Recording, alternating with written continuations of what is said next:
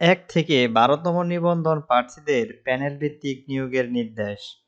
আসসালামু আলাইকুম সম্মানিত ভিউয়ার্স, যারা ১ থেকে ১২তম নিবন্ধন প্রার্থী রয়েছেন, তো আপনারা জানেন যে আপনাদের নিয়োগ সুপারিশ নিয়ে ইতিমধ্যে শিক্ষা মন্ত্রণালয় থেকে তথ্য প্রোভাইড করা হয়েছে। তো আমরা আজকের এই ভিডিওতে আপনাদেরকে গুরুত্বপূর্ণ কিছু তথ্য জানিয়ে দিব, যারা এখন পর্যন্ত এই তথ্যগুলি আপনাদেরকে শেয়ার করেনি, এবং আমি এই ভিডিওর শেষে আপনাদেরকে আরো কিছু তথ্য দিব, যেখানে আপনারা এনটিআরসি আপনাদের প্রতি তারা কি কোনো পজিটিভ দৃষ্টি করতেছে নাকি এখানে তারা নেগেটিভ দৃষ্টি করতেছে আপনাদের নিয়োগের ব্যাপারটি নিয়ে। তো আমরা এই বিষয়টি আপনাদেরকে ক্লিয়ার করে দিব এবং আপনারা জানতে পারবেন। সেক্ষেত্রে আমি আপনাদেরকে বলবো, অবশ্যই আমাদের এই ভিডিওটি আপনারা শেয়ার দিয়ে রাখবেন এবং চ্যানেলটি সাবস্ক্রাইব করে নেবেন, যাতে পরবর্তীতে আপনাদের প্রয়োজনীয় সকল গুরুত্বপূর্ণ আপডেট তথ্যগুলি পেয়ে যান। ভিউয়ার্স, এইখানে আমরা দেখেছি এনটিআরসি, বিশেষ করে আমি নিজেও এনটিআরসি এর অফিসে গিয়েছি এবং এনটিআরসি এর চেয়ারম্যানের সাথে এই বিষয়গুলি নিয়ে কথা বলেছে, এবং আমি সর্বশেষ যে বিষয়টি বুঝতে পেরেছি যে এনটিআরসি তারা চেয়েছে, আমরা দেখেছি তাদের যে খুব বিশেষ করে যারা 35 প্লাস হয়েছে তাদের প্রতি এনটিআরসি এর অনেক ক্ষোভ রয়েছে।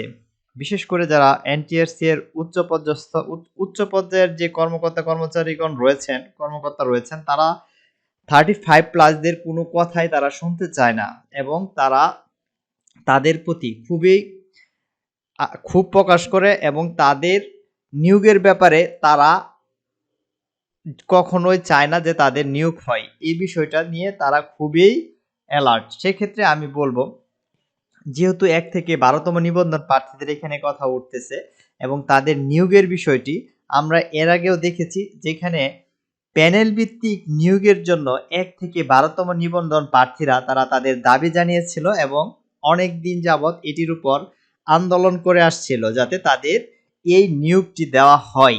এনটিআরসি তখন যদি চাইতো তাহলে কিন্তু ১ থেকে ১২তম নিবন্ধন প্রার্থীদেরকে খুব সহজেই প্যানেল ভিত্তিক নিয়োগ দিতে পারত। কেননা সারা বাংলাদেশ ব্যাপী আমরা দেখেছি বিভিন্ন শিক্ষা প্রতিষ্ঠানে শিক্ষক সংকটের মধ্য দিয়ে সময় পার করতেছিল। অথচ এনটিআরসি এরা তারা গাফিলতি করতেছে, শিক্ষা প্রতিষ্ঠানে শিক্ষক দিচ্ছে না, এবং এইখানে অনেক মেধাবী প্রার্থী ১ থেকে ১২তম নিবন্ধনের মধ্যে যারা উত্তীর্ণ হয়ে বসে আছে এবং সনদ পেয়েছে কিন্তু তাদেরকে নিয়োগ দিচ্ছে না। এবং তৃতীয় গণবিজ্ঞপ্তিতে আমরা লক্ষ্য করেছি, যেখানে প্রায় ৫৪,০০০ শিক্ষক নিয়োগ দেওয়ার কথা ছিল, সেখানে শিক্ষক নিয়োগ দিয়েছে মাত্র অল্প কিছু সংখ্যক, প্রায় ২৮,০০০ শিক্ষক নিয়োগ দিয়েছে ৫৪,০০০ এর মধ্যে। আমরা দেখেছি তারা 50% শিক্ষকও পরবর্তীতে ওইখানে জয়েন করে নাই। সর্বশেষ আমরা লক্ষ্য করেছি মাত্র ১৬,০০০ নিয়োগ দিতে তারা সক্ষম হয়েছে ওইখান থেকে। তো এইখানে তাদের কিছু গাফিলতি রয়েছে, আমরা সেটিও দেখেছি। বিভিন্ন প্রতিষ্ঠানে আমরা দেখেছি শূন্য পদ থাকা সত্ত্বেও তারা কিন্তু নিয়োগ দেয়নি। তারা বলেছে যে তাদের মধ্যে যোগ্য প্রার্থী তারা পায় নাই, যে কারণে নিয়োগ দেয় নাই। অথচ যোগ্য প্রার্থীর সেখানে অভাব ছিল না। তো এনটিআরসি এরা মূলত এই বিষয়গুলা নিয়ে অনেক গাফিলতি করেছে এবং তারা নিয়োগ দিতে তারা অনীহা প্রকাশ করেছে, যেটা ১ থেকে ১২তম নিবন্ধন প্রার্থীদের জন্য খুবই দুঃখজনক একটি বিষয়।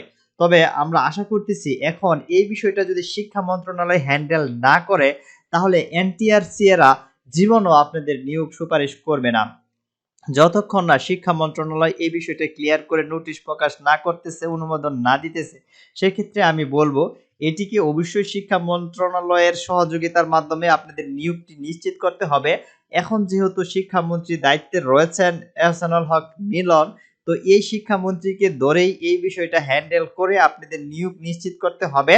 আদারওয়াইজ আপনারা জীবনও নিয়োগ পাবেন না, আর আপনাদের অবশ্যই প্যানেল ভিত্তিক নিয়োগ দিতে হবে যে কোনো মূল্যে। এটাই আপনাদের, আমরা মনে করি এই বিষয়টা নিয়ে আপনারা অ্যালার্ট থাকেন এবং এভাবে নিয়োগের জন্য আপনারা আপনাদের দাবি তুলে ধরে এটার উপর শিক্ষা মন্ত্রণালয়ের শিক্ষামন্ত্রীর কাছে আপনারা একটি স্মারকলিপি প্রোভাইড করে নিশ্চিত করে দেন, যাতে আপনাদের সময় আর নষ্ট না করে নিয়োগ দিয়ে দেয়। তো এই বিষয়টা নিয়ে আমরা আশা করতেছি যাতে আপনাদের নিয়োগটা দেয়, আমরা সেই বিষয় নিয়ে প্রত্যাশা রাখতেছি। তো পরবর্তী আপডেট জানতে অবশ্যই আমাদের সাথেই থাকুন, ভিডিওটি লাইক দিয়ে চ্যানেলটি সাবস্ক্রাইব করে রাখুন। ধন্যবাদ।